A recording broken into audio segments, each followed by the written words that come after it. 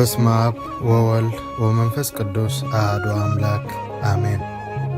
ከባብ ሰዓት 3 ናይ አጋምሸት ሰንበት መዓልቲ እቲ ኣብ መንጎ መንእሰያት መዛረብን መካትዕን ምንጭ ሸተባታ ኮይኑ ዝቐነየ ኣብ መንጎ ዓበይቲ ጋንታታት ዓዲ እንግሊዝ ዝካየድ ፀወታ ኩዕሶ እግሪ ዝካየደሉ መዓልቲ ብምንባሩ ልበይ እንዳተፈታተነኒ ከም ልሙድ ናብ ቤተ ክርስቲያን ተበገስኩ። መን ይስዕር? ክንደይ ብክንደይ ከይውዳእ? መን ከሸቶ የመዝግብ ይኸውን? በዓል መን ኮን እዮም ዝስለፉ ዝብል ሕቶታት እንዳውረድኩ እንዳደየብኩን ከይተፈለጠኒ ኣብ ቀጽር ቤተ ክርስቲያን በጻሕኩ። ኣብ ኣፍ ደገ ቀጽር ቤተ ክርስቲያን ኣማዕቲበ ድሕሪ ምስላመይ ካብ ቀንዲ ኣፍ ደገ ኒየማን ኣብ ዝርከብ ኣዳራሽ ትምህርቲ ሰንበት ኣምራሕኩ። ናይ ዕለቱ መርሃ ግብር ድሮ ጀሚሩስ ጸሎት፣ መእተዊ መዝሙር፣ ናይ ዕለቱ ወንጌል ሓሊፉ ናይ ዕለት ትምህርቲ ኣብ ምጅማር የርኪበ። ኣብቲ ኣዳራሽ ምእመናን ተምሃሮ ትምህርቲ ሰንበት ደቂ ተባዕትዮ ብየማናይ ወገን ደቂ ኣንስትዮ ከዓ ብጸጋማይ ወገን ናይቲ ኣዳራሽ ተቐሚጦም ገለ ዴታት ከዓ ኣብቲ ቀንዲ ኣፍ ደገ ናይቲ ቀጽሪ ቤተ ክርስቲያን ብወገን ጸጋም ኮፍ ኢለን ነቲ ናይ ዕለቱ ትምህርቲ ኣብ ምክትታል ነበሩ። እቲ መምህር ስለ እምነት ወንጌል ብሓንቲ ነፍሲ ምሳይ እተጋደልኩም ብሓደ መንፈስ ቀጢልኩም ከም እትቆሙ ምእንቲ ክሰምዕ ሓንቲስ ንብረትኩም ንወንጌል ክርስቶስ ዝበቅዕ ጥራይ ይኹን ዝብል ካብ መልእኽቲ ቅዱስ ጳውሎስ ተወስደ ኃይለ ቃል መበገሲ ገይሩ ዝምህር ዝነበረ። እስከ ብሓደ ሓሳብ ብሓደ ልቢ ንኹሉ ገዲፍና ዶ ብመንፈስን ብኣካልን ኣብ ዘለና ዋላስ ብኣካል ኣብ ዝቆየምና ሓሳብና ግን ኣብቲ ገዲፍናዮ ዝመጻና ዓለም እዩ ዘሎ። ሰባኺ ስብከቱ ቐጸለ። እቲ ኣብ ውሽጠይ ንሓሳበይ ኣጊሹ ንመንፈሰይ ዝባሓተ መን ነጊሩ ወኢለ ብፍርሓት ተወረርኩ። እቲ ዝኸፍአ ህያው ሬሳ ኾንካ ምንባሪ ብምባል ስብከቱ ቐጸለ። ሎምናተይ ህይወት ይኽነገረኒ መጽ ይመስለኒ ኢለ ኸጉረብር ጀመርኩ። ሰባኺ ነቲ ዘለዓሎ ኣርእስን ርእሰ ሓሳባትን ካብ ቅዱሳን መጻሕፍቲ ኃይለ ቃላት ኣብነታትን እናጠቐሰ ኮራጉዶን ብዕምቆት ውሽጠይ ስለ ዝተንከፎ ንርእሰይ ክውቅስ ጀመር። ስለምንታይ ስምዒታውነት የጥቃዓና? ንምንታይ ብርእሰ ፍትወት ንቃጸል? ብምባል እቲ ውሽጣዊ ቁስለይ ክትንክፈኒ እንከሎ ከም እሾኽ ዝወግኣኒ ሽቕ ኣቢሉ ከሳቕየኒ ተፈለጠኒ። ኣነ ንርእሰይ ከም መገልጋሊ ቖጺረ ከማይ የለን ብዝብል ስምዒት ተዋሒጠ ብደጋዊ ትርኢተይ ፍጹም መሲለ ኸረአ ዝደሊ ውሽጠይ ግን መንከማይ ብዝብል ናይ ትዕቢት መንፈስ ዝተቓጸልኩ ምዃነይ ክርዳእኒ ጀመረ። ሰብ ክንእደኒ ብዛዕባይ ክዛረብ እምበር ኣምላኽ ክሕጐሰለ ኢለ ብልቢ ተበጊሰ ዝጐዮ ኩሉ መዓልቲ ውሕድ እዩ። ስለዚ ብሓደ መንፈስ ቀጢልኩም እትቆሙ ክብል እንከሎ ነቲ ፍቕሪ ኣሕዋ ተሃሲሰ ኣነ ዝበልክዎ ስለምንታይ ዘይግበር ዝብል ሓሳባተይ ወቐሰኒ። ቀጺሉ እቲ ሰባኺ ካብ መስዋዕቲ ምእዛዝ ይበልጽ ብምባል ስብከቱ ኣብ ዝቐጸለሉ እዚ ናተይ ጉድምን ይበብሓደ ክነግሮ ውዒሉ ኢለም ነፍሰይ ክፍትሽ ጀመርኩ። ብዙሕ ግዜ ቃል እግዚኣብሔር ብዝሰማዕ ኩሉ መጠን ልበይ ይስበር ይጠዓስ ድማ እንተኾነ ግን ካብ ቀጽሪ ቤተ ክርስቲያን ኣብ ዝወፃ ኩሉ ኣብ ልበይ ክዘራእ ዝወዓለ ቃል እግዚኣብሔር ንፋስ ከም ዝበተነ ሓሰር ይብተን። ጎይታ ዓለም ኢየሱስ ክርስቶስ ኣብ ናይ ምሰላ ዘራእ ትምህርቱ ከም ዝገለጾ እተን 3 ዓይነት ልበታት እንዳተበራርያ ንልበይ ፍረ ኣልቦ ጌሮነ እየን። ሓንሳብ ብሰንኪ ትረት ልቢ ካልእ እዋን ሰኣን ዓሚቕ ሰረት ወይ እውን ብፍቕሪ ዓለምን ዝተምሃርክዎ ቃል እግዚኣብሔርን ኣብ ልበይ ምዕቋር ተሳኢኑኒ። ኣብ ናይ ቤት ትምህርቲ ሰንበት ዓውደ ምህረት ዝተመባጽዕክዎ ውሳኔ ሽዑን ሽዑ ይሰዓር፣ ጣዕሳ ይጠፍእ፣ ልበይ ይፋታተነኒ። ኣብ ናይ ቀደም ጠባየ ይምለስ። ኩሉ ግዜ ሰይጣኒ ብኸምዚ ዝፋታተነኒ እንዳበልኩ ንነፍሰይ ምጥባር ድሮ ከም ፍሉይ መወከሊ ድኽመተይ ካብ ዝጥቀመሉ ነዊሕ እዋን ኣውፂሩ እዩ። ዝሓለፈ ጌጋታተይ ከም ፀሓይ ቀትሪ ጐሊሑ ክረአየኒ ጀመረ። ጠይንቅናይትና ሻዕቢ ማይ ንስሓ ተሓጺበ ኣብ ጭቃ ሓጢኣት ምንግርጋረይ ንይምሰል እምበር ልባዊ ጣዕሳ ዘይምንባር እዩ። ሰባኺ ስብከቱ ይቐጽል። ፈቲነየ ዘይፈልጥ ጋሻ ጣዕሳይ ድማ ንብዓቱን ውሽጢ የዛሪ። ናይዚ ኩሉ ሽግረይ መፍትሒ ብጣዕሳ ተመሊስካ ናብ ኣምላኽ ምልማን ክንደይ ግዜ ምስ ኣበ ነፍሰይ ዘይተረኸቡ ሰሙናዊ ወርሓዊ ዳርጋ ብዙሕ ግዜ እቲ ዝገርም ልበይ ክስበር ኣይከኣለን። ተለማሚደዮ ለውጡ ዘይብሉ ህይወት ለካ ልበይ ብትዕቢት ተገዚኡ ከማይ የለን ብዝብል ሓሳቢ ናይ ዝኩሉ ሽግር መስፈር ኣልቦ ትዕቢተይን ናይ መን ከማይ ባህርያተይን ክዝክሮን ከለኹ መመሊሱ ይዘርምናኒ። ሕሉፍ ሓሊፉ ነተን ፊደል ክርስትና ዘቑፀሩንን መስቀሎም ዘሳለሙንን ኣሰር ክርስቶስ ዘርአይኒ ብጸሎቶም ዝደገፉኒ ፀባ ወንጌል ዘስተይኒ ናይ ንስሐ ኣቦይ ከይተረፈ ክዕበየሎም ጀሚረ ኣብ ትሕቲ እግሮም ከም ዘይተማሃርኩ ብድልሎም ምስ እግዚኣብሔር ከም ዘይተራኸብኩ ብዙሕ ግዜ ተፈታተንኩ ስለምንታይ ኣምፅኝ ኢሎም ዘይሰምዑኒ ስለምንታይ ናይ ሓጢኣተይ መቕፃዕቲ ከምቲ ዝግባእ ዘይህቡኒ እናበልኩ ንብቕዓቶም መምዘን እምበር ህይወትን ምርካብ ኣይተጠቀምኩሉ ስለዚ ይመስለኒ ከዓ ነቲ ዝተዋሃብክዎ ቆነና ከይፈጾምኪ ነቲ ዝለመድክዎ ሓጢኣት ዝደግሞ ንዓይሲ ልቢ ሳኦል ከማን ክውሕደኒ ኣነ ልቢ ፈርዖን እየ ተኣምር ኣብ ርእስ ተኣምር ዋላ እንተተደራረበ ካብ ባሕሪ ኤርትራ ኣየድሕነኒ ነፍሰይ ምስ ፈንፈንክዋ ዝበልክዎ ቃል ሰባኺ ነቲ ኣብ ጎዳጉዲ ልበይ ሰሪቱ ኣብ መዓልታዊ ህይወተይ ዝውቱር ዝነበረ መልክዕ ክርስትና ዝጎደሎ ባህርያተይ ሓደ ብሓደ ምዝርዛር ቀጸለ ነታ ብየማዳ ኢድ ሒዝዋ ዝነበረ መስቀሉ እንዳንቀሳቐሰ ብህድኡ ድምፂ ብዛዕባ ትዕቢትን ኣብ ካልኦት ምፍራድን ኣስፊሑ ምስባኹ ቀጸለ ናይ ዕለቱ ስብከት ካብ ኣርእስቱ ክሳብ ዝደቐቐ ዝርዝራቱ ናብ ህይወተይ ኣዝዩ ይቐርብ ብምንባሩን ንልበይ ኣጨነቑ ሎሚ እኳ ዝሓድገኒ ይመስል ንዓይ ህይወተይ ክነግረኒ ተላኢኹ ዝመፀ እዩ በልኩ ብፍላይ ነቲ ካብ መጽሓፍ ቅዱስ ተቕሶ ዝነበረ ንባባት ብትኽክል ንህይወተይ ዝገልጽ ብምንባሩ ከስተንትኖን ምስ ህይወተይ ከዛሙዶን ብዙሕ ኣይተሸገርኩ ብናይ ሓጢኣተይ ጭቃ ዝተበላሸወት ነፍሰይ ከየፅረኹ ብግብዝና ንሕወተይ ክፈርድ ዝጎይ ናይ ካልኦት ሓጢኣት ዝርኣየ ዒንተይ ብዛዕባ ህይወት ካልኦት ዝዛረብ ልሳን እምበር ኣብ ርእሱ ዘሎ በሰር ዘየለሊ ብምዃነይ ንዕሽነተይ ዘጋደደ እዩ ስለ ናይ ዘለኣለም ህይወት ዘይጭነቕ ልቡ ብፍቕሪ ዓለም ዝነደደ ውርደተኛ እናበልኩ ንርእሰይ ገናሕክዎ ኣታ ኣብ ከምዚ ዝገበሩ ሰብ እትፈርድ ንባዕልኻ እውን እትገብሮ ካብ ፍርዲ ተምልጥ ዶ ይመስለካ እትብል ሃይለ ቃል ንውሽጢ ሕልናይ ሰርሲራ ብምእታው ኣብ መጋባእያ ሕልናይ ዕቑበት ናይ ዕለቱ ስብከት ከሳሲ ሕሉፍ ህይወተይ ምስክር ቃል እግዚኣብሔር ድማ ዳኛ ኮይኑ ኣብ መጋባእያ ሕልና ባዕለይ ንባዕለይ ፍርዳዊ መስርሕ ተተሓሓዝኩ ፍቕሪ ኣሕዋት ብዙሕ ሓጢኣት ትኸድን እያ ቀጸለ ሰባኺ ኣብዚ ግዜ ቀኒዐ ንኽጥምት ክሳብ ዝስእን ሕፍረት ተሰማዓኒ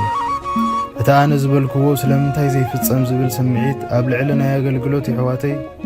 ዘሕደረለይ ቅርሕንቲ ስለምንታይ ዝነቕፉኒ ለዝረሓቅዎም ደቂ ማሕበር ዘከርኩሞ ምቓል ሰኣንኩ ባዶ ምዃነይ ተፈለጠኒ እሞ ንባዓተይ ብምዕጉርተይ ኣጠልቂዩ ጥብጥብ ክብል ጀመረ ብትዝታ ህይወት ተመርቀፍኩ ክንደይ ሰባት ዓንቂፈ ክንደይ ሰባት ኣሰናቒለ ክንደይ ሰባት ይኸ ኣቐይመ እናበልኩ ነፍሰይ ክፈርዳ ጀመሩ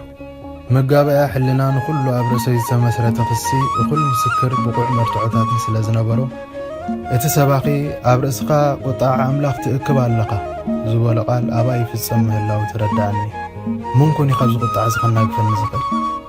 መን ኢኸ ካብ መጋባእያ ናብ ደንቢ ኣባጊዕ ከሳግረኒ ዝኽእል መን ኢኸ ነቲ ዕዳ ከፊሉ ንነፍሰይ ክሻየጣ ዝኽእል ከምዚ ዝኣመሰለ ሕቶታት እንዳልዓልኩ ነታ ኣብ ኣፍ ሞት ተቐርቂራ ዝነበረት ነፍሰይ ከጨንቓ ጀመርኩ ድኻመይ ብኡ ንብኡ ነጸፈለይ ንርእሰይ ፈተሽኩ ካብ ኣገልግሎት ኩዕሶን ምዕዛብ ካብ ብትሕትና ፍሉይ ከንካልዕሊ ኩሉ ኸንካ ምርኣይ ካብ ምስ ህይወት ካብ ምዝራብ ብዛዕባ ካልኦት ምዝራብ ዘቐደምኩ ኣብ ኣርዑት ሓጢኣት ዝተመላለስኩ ኩሉ ዘከርኩ ኮታ ዝሓለፈ ህይወተይ ለውጢ ዘይነበሮ ብናይ ዓለም ፍትወ ዝተዓብለለ ከም ዝነበረ ኣረጋገጹ በቃ ሎሚ ኣብዚ ኸብቅዕ ኣለዎ ሕልና ይረትዓኒ ብሕልናይ ቆሪፀ ተለዓልኩ ኣብ መጋባእያ ዝተረትዐ ሰብ እታ እንኮ ውፅኢቱ ንጹህ ጠበቓ ምርካብ ምዃኑ ኣነ እውን ጠበቓ ኮይኑ ዝቆመለይ ብሓሳበይ ከናዲ ጀመርኩ ብቕብልቲ ግዜ ሰማዕኹኻ ብመዓልቲ ምድሓን ከኣረዳእኹኻ ይብል እሞ እንሆታ ቐብልቲ ግዜ ሕጂ እያ እንሆታ መዓልቲ ምድሓን ሕጂ እያ በለ ሰባኺ ተመስገን ሕጂ ነዛ ዘላትኒ ግዜ ክትጥቀመላ ኣለኒ ኣምላኸይ በጃኻ ርዳእኒ ንድኽመተይ ጠመት በልኩ ኣብ ሓሳብ ጸኒዐ ከይተፈለጠኒ እንዳበልኩ የሕሸኽሸኹ ኣብ ጎነይ ኮፍ ኢሎም ዝነበሩ ኣዒንቶ ናባይ ከዝውርዎን እንከለዉ ተዓዘብኩ ሕፍረተይ ድማ ሰማይ ዓረገ ብርግጽ ንዓይ ዝተመርጸት ዕለት ሎሚ ኣበልኩ ኣምላኸይ ሓይልን በርትዐን ሃበኒ ናብቲ ቕኑዕ መንገዲ ምለሰኒ ብሓጢኣት ዝነበርክዎ ዝሓለፈ ዘመን ከብቅዕ ደግፈኒ እንዳበልኩ ነቲ ብሓጢኣት ዝረስሐት ነፍሰይ ከንጽሃለየን ከበርትዓንን ትምነ ሕጂ ክገብሮ ዘለኒ እንታይ በልኩ በመጀመርያ ክረጋጋ ኣለኒ ብድሕሪኡ ክሳብ ሎም ዝፈጸምክዎ ናይ ሓጢኣት ተግባር حدا بحدا مسكر أما ودعتها بزي ترتر بفصم تعسان السحمة تاولكم حلنا ينقو قطاطر الناس أهلكم بكا كابلو مشيت كتحلف يبلان بمبال مسكزا رسي وعلاتكم نحلنا مقابايا أسرار عاقزي حج زبل انت زي كوينو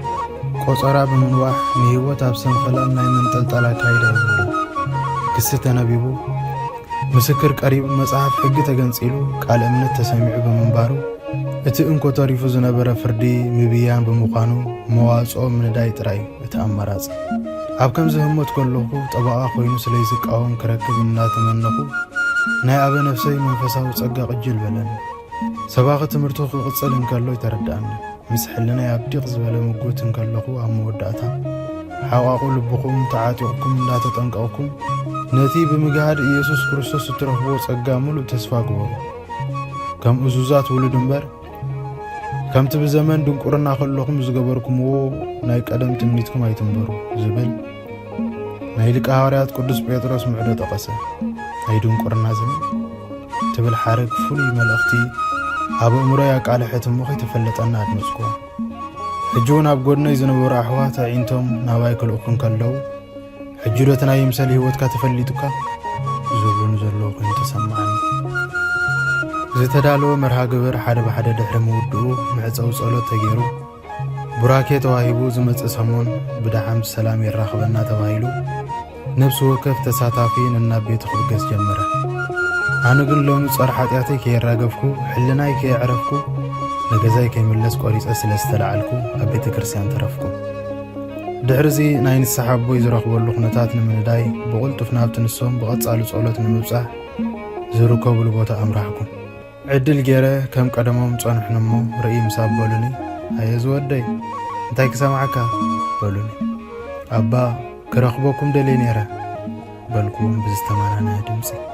ፍዕሹ ኣቀባብልኦም ነቲ ክጠልመኒ ጀሚሩ ዝነበረ ሕልና ያህድኣለይ ብመጠኑ ትብዓት ደለብኩ ግዳ ሓቂ ሓጢኣተይ ምሒር ኣጸይፍኒ ስለ ዝነበረ ንነፍሰይ ብኸምዚ ዝበለ ፍዕሹ ገጽ ሓንጎፋ ኢሎም ክቕበሉኒ ተፅቢት ኣይነበረኒ ሽዑ ጸሎት ድሕሪ ምግባር በልናብ ጉዳይና ንእቶ በሉኒ እንታይ ለኸምዚ ጅምር ጨነቐኒ ይህ ዝወደይ እጆኻ ሓሳብካ ግለጽ ኢሎም ከምቲ ኣደን ደቃ ብፍቕሪ ትገብሮ ርእሰይ ክድህሱስኒ ጀመሩ ሕንቕንቕ እንዳበልኩ ኣቦ ኣነ ሓጢኣተይ ከቢድ እዩ እናፈለጥኩ ልበይ ዘትረርኩ ሓጢኣተኛ ብምባል ንብዓ ስለ ዝቐደመኒ ቆረጽኩ በል ዝወደይ ሓጢኣት ክንዲ ዝኸበደ ይኽበድ ክንዲ ዝበዝሐ እውን ይብዛሕ ዋና ነገር ብፍጹም ልቢ ምጥዓስን ምምላስን ተሓርካ ኣምላኽ ንድኻምና ዝፈልጥ መሓሪ እሞ ይትጠራጠር ዝወደይ በሉኒ ዓሚቑ ድሕሪ ምስትንፋስ ዘረባ ይቀጸልኩ ኩሉ ዝርዝር ኣቢለ ምስ ነገርክዎም ዝወደይ ኣምላኽ ዝደልዩ ኻባና ነዚ ነገር እዚ ስለዚ ጆኻ ዝሰንብድ ኣይኮነን ዘዛንኽ ኣይኮነን በኣር ከምዚ ክትገብር ኢኻ ኢሎም ነቲ ክወሃብ ዘለዎ መቕጻዕቲ ቁንና ሂቦም ንኽብርቲ ዓጸናኒዖም ቀጸል ንኽመጾም ተማሕጾንኒ ብድሕሪ እዚ ጸሎት ገይሮም ስርየት ሂቦም ኣፋንውን እሞ እቲ ተጻዒኑኒ ዝነበረ ጾር ክቕንጠጥ ተፈለጠኒ ህይወተይ ክሕደስ ሓይሊ ክረክብ ብጸሎት ክድግፉኒ ተማሕጺነ ተፈልኽዎም ካብቲ ናብቲ ናይ ህይወተይ መቐይሮ ዝኾነ ናይቲ ዕለት ስብከት ብምምላስ ከስተንትን ጀመርኩ ካብ ኣባት ነብሰይ ተፋኒ ክኸይድ እንከለኹ ፍሉይ ደስታ ንልበይ ክመልኦ ተፈለጠኒ ሰብ ዘይብል ጽዕነት ሓጢኣት ተሰኪመ ኸይደ ኸብቅዕ ኣምሳያ ልባዊ ጣዕሳይ ፍጹም ዕረፍቲ ተኻሒሰ ኣቱም ተጽዕሩ ጾር ዝኸበደኩም ኣነ ኸዕርፈኩም ናባ ይንዑ ኣርዑተይ ፈኪስ ጾረይ ልዙብ እዩ ዝብል ወንጌላዊ ቅዱስ ማቴዎስ ዝሰሓፈ ቃለ ወንጌል ብምልኣት ኣባይ ተፈጸመ ዝተዋሃበን ናይ ንስሓ ቁንና ጸሎት ስግደት ከምኡውን ካልእ ኣገልግሎታዊ ቤተ ክርስቲያን ብምዃኑ ካብ መቕጻዕትን ላዕሊ ናጽነቱ ዝያዳ ጐሊሑ ተራእየኒ እዚ ናይ ሎም መዓልቲ ቁነና መንጸፍ ከውሒ ናይቲ ጐይታ ዝሰምሮ መዓዛ ቅድስና ዘለዎ ፍረትሕትና ዝረአዮ ሓድሽ ውልዶ ዘርኢ ክርስትና ዝበቐሎ ህይወት ብምዃኑ ብምሉእ ልበይ ኣሚነ መስከርኩ ክርስትናዊ ህይወተይ ንምስትኽኻልን ስጋዊ ትምኒተይ ንምግታእን እግዚኣብሔር እናለመንኩ ናይ ንስሓ ቦይ ምኽርን ድጋፍን ከይተፈልየኒ ብዝተረጋግአ መንፈስ ንምንባር ጻዕሪ ኣብ ምግባር እየ ዝርከብ ካብ ዝኾነ ንላዕሊ ንመንፈሳዊ ህይወተይ ዘሐይል ነገር ቀዳምነት እንዳሃብከ ናይ ንስሓ ቦይ ብዝበለጸ ኣገባብ ቃል እግዚአብሔር እንዳመገቡን እዮም ርእስኻ ምግታእ ተማሂረ ዝሓለፈ ኣብ ኃጢአት ዝነበርክዎ ዘመን መሊሰን ከይምለሶ መንፈሳዊ ኣጽዋረይን ዋልታይን ተጠንቂቐ ሒዘ ኣለኹ ብዝበለጸ ኸኣን እግዚአብሔር ተስፋ ይገረ ይነብር ኣለኹ ወስብሐት ለእግዚአብሔር ወለወላዲቱ ድንግል ወለመስቀሉ ክቡር ለዓለም ወለዓለም አሜን።